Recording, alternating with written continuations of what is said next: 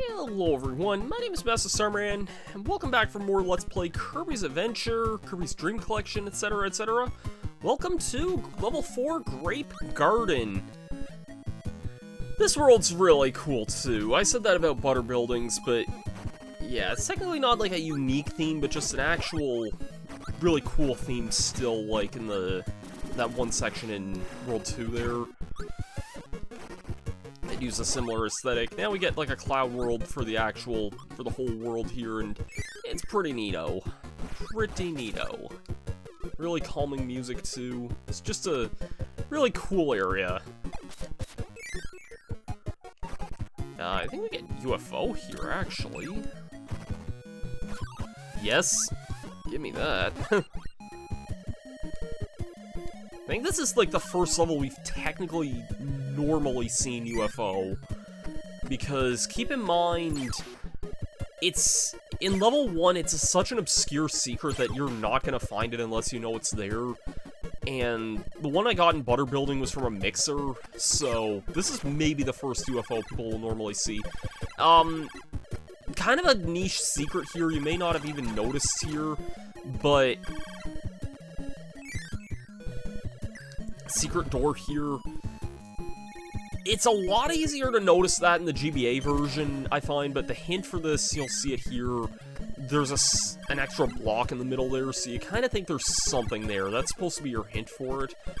The GBA version, I know they add like a red star there, and that's supposed to be your hint that there's something there as well, on top of the block being there. I don't know if it's in this level or not. I want to say there's one level in the GBA version that's also longer for some reason, or has like a different last roam. I, for some reason, thought it was this one, but I could be wrong about that. Anyways, bye-bye, UFO. We'll see you again when we see you again, I guess. Probably before too long, but yeah. Can only be UFO for so long. A lot more levels in this world tend to have secrets here. I mentioned this before, but I'm actually not going to bother as much with the Kirby catcher and stuff going forward, like any of the sub-games maybe, because I just don't really feel the need to most of the time. A lot of them I feel like I've kind of played enough as is here. Anyways, kind of talk about this a little bit as we're going through this level here. It's kind of unfortunate there's not really a good way of playing this again nowadays, but, like, if you were to ask me the best way of playing this game a few years ago, I actually would have said the 3DS version of this game, which, it was called, like, 3DS Classics Kirby's Adventure. That version was really, really, really good. It took out a few certain glitches that were really good in this version, but at the same time, it was a version of this game that basically just had no lag. So it was really, really good. Like, there's so much slowdown in this game. I'm used to it, so it doesn't bother me as much, but that version is definitely the way to play this without the slowdown, if you don't want it. But the problem is, it was exclusive to the 3DS, which that eShop is kind of gone now, so if you never bought it, then rip your only chances of playing 3DS Classics Kirby's Adventure. Anyways, I like this fight here because these guys... speaking of lots of slowdown here...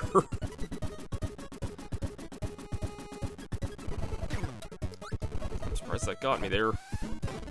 Let's go overkill.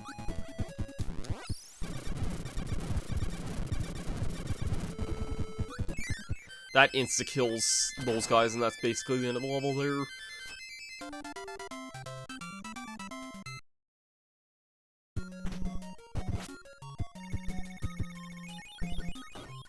Anyways, this next level is really, really cool. I think it's one of my favorites in the game, actually, just because of the aesthetic here. Starts off kind of a new gimmick introduced here, which we're going to want to get used to. There's this cannon with a fuse here. This kind of became a running trend in a lot of Kirby games. I think... I don't know what brought this back, but I know the 3DS era used it quite a bit as well, like Triple Deluxe and Planet Robot and a few others, and they would often do puzzles with these. This level is all on blimps. This is just such a cool freaking, like, backdrop, man. Like, probably one of the coolest aesthetics of any level in this game. And the secret of this level is actually in this level, too. There is a switch here. I'm kind of flying over most of it, but that's pretty much something you can do here, is just fly over most of this room here. Secret door right here. Not too hard to find.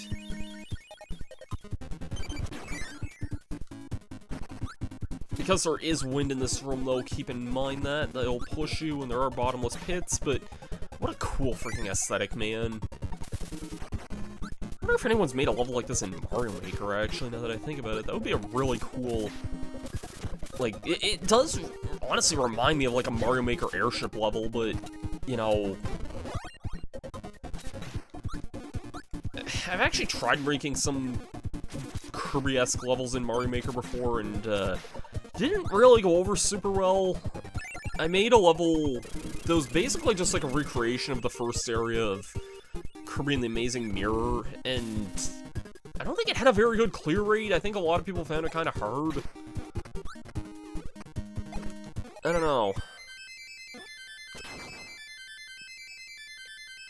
If you want to try it, I guess I can put the code for it in, like, the thing here, but yeah.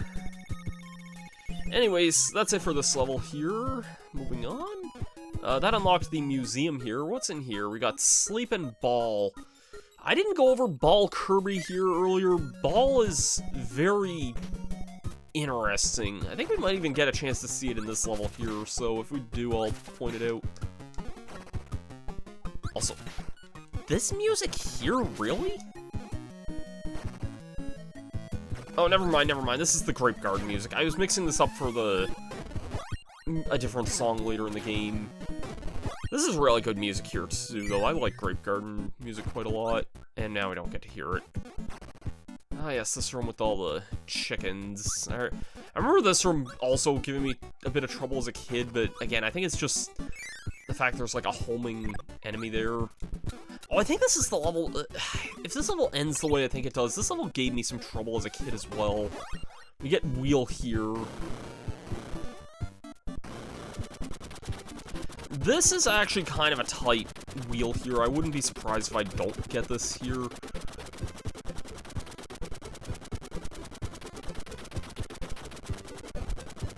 Oh, I actually got that on my first try. Wow. That's a really hard dash to make there. This door leads you to the same spot here, but yeah.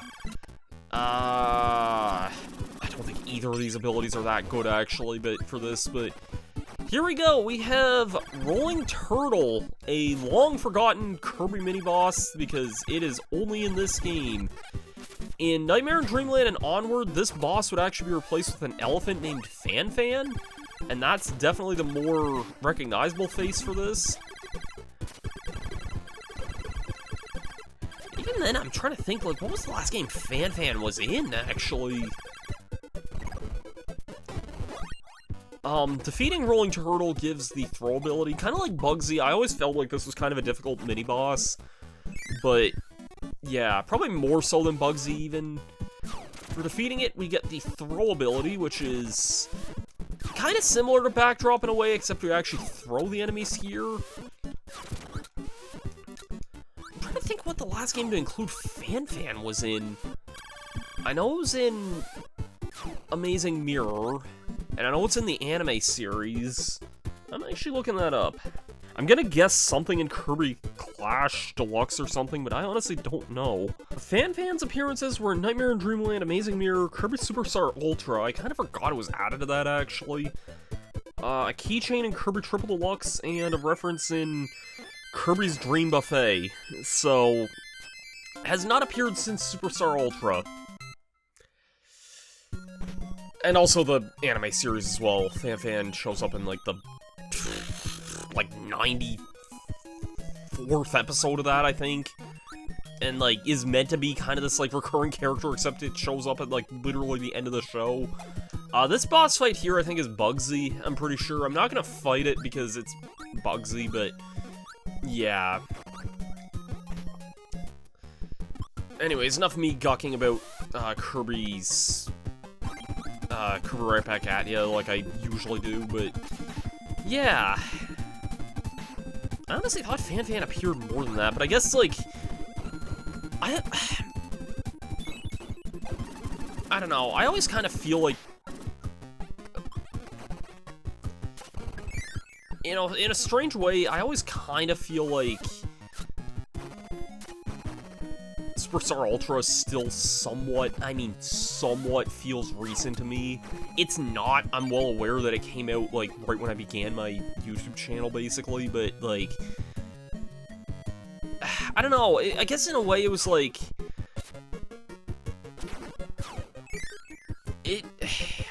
I don't know, like, with Superstar Ultra, I just always felt like, I know it's like a really, really popular game now, but I always felt like most people didn't really care about Kirby when that game came out. For some reason, I don't know why, I just... Online discussions, hey, Meta Knight, how's it going, buddy? Be like, some throws. Meta Knight does have a new soldier this time here. I would like to get my throw back here.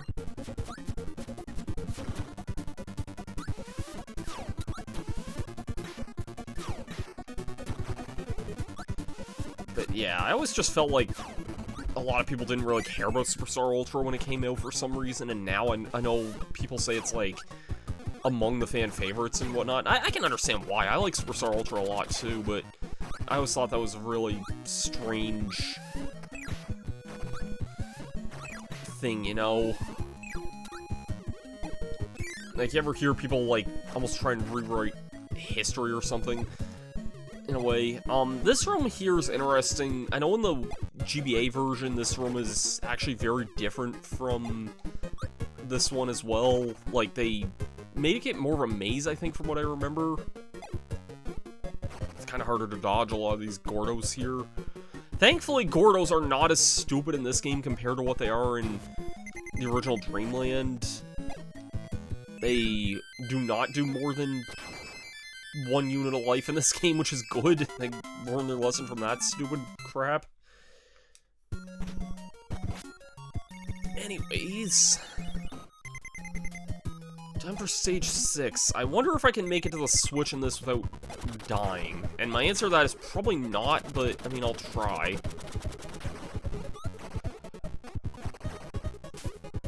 But, yeah. These frog enemies can be a little annoying here. I think there is health in this room, though, so I should be fine, I think. Am I right about that, just over here? Oh, thank God there is. Alright, I'm safe. Not from lag, but from everything else here.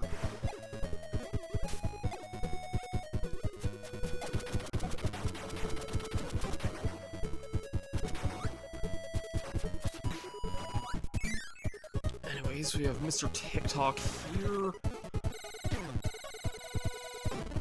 Didn't think he was gonna have that much range there, but oh well.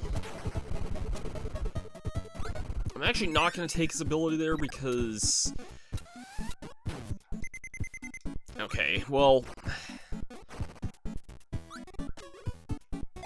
I'm gonna die here knowing full well where the secret is here because I want to show what the intent is here. So, normally we have to grab this ability here. This is Light Kirby. Not useful in the slightest. I don't think... Oh, it does actually have pause descriptions for all these. Dark areas can be spooky. This lets Kirby set off fireworks. It works only in the dark. And that's literally all this ability does. It's meant to unveil, though, that there is a door here, and that's where the secret is here. Very nice, because these heal you fully whenever you find them, which is very, very, very nice.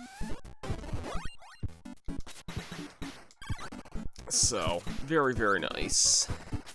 Light is not a useful ability in any other circumstance. In fact, I think this is the only other, like... think it might appear in, like, one other area, but, like, it is not a useful ability. I want to say in, like, I don't think it's in this level, but I think in the previous room that had the light ability, I want to say there was an added 1-up in the GBA version. I don't remember. Anyways, a bit of a puzzle. You can use stone for this here. You can use abilities like stone and hammer, and I think that's it to break these, like, pegs here. And that'll give us the 1-up there. And that's pretty much it for this level here. I'm gonna take high jump, and I would strongly recommend you do too, because we have quite the fight on our hands up ahead here. If I don't die.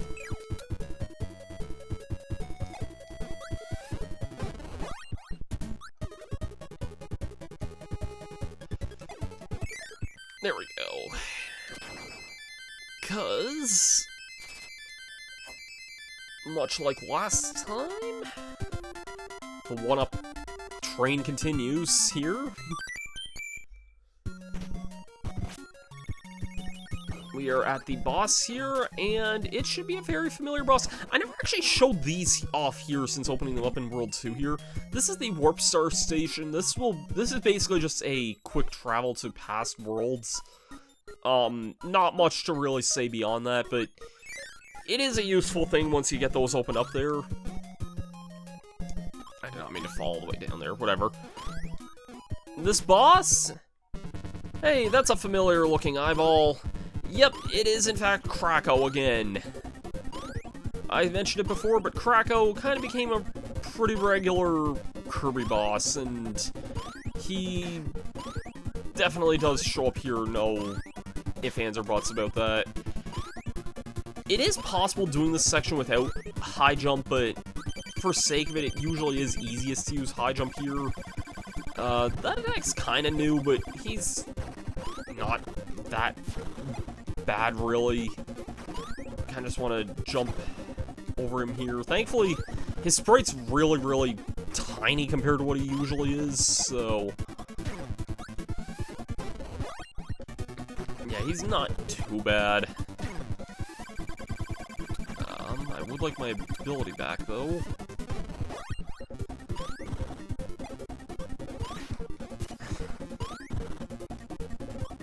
High jump also gives you a lot of invincibility frames whenever you use it, so it's not that bad of an ability, if a little unorthodox.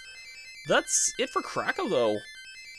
Join me back next time on more Kirby's Adventure when we go off to the 5th world. If you like this one, please be sure to leave a thumbs up and a comment, and I'll see you guys for that then. Have yourselves a great day, and peace out.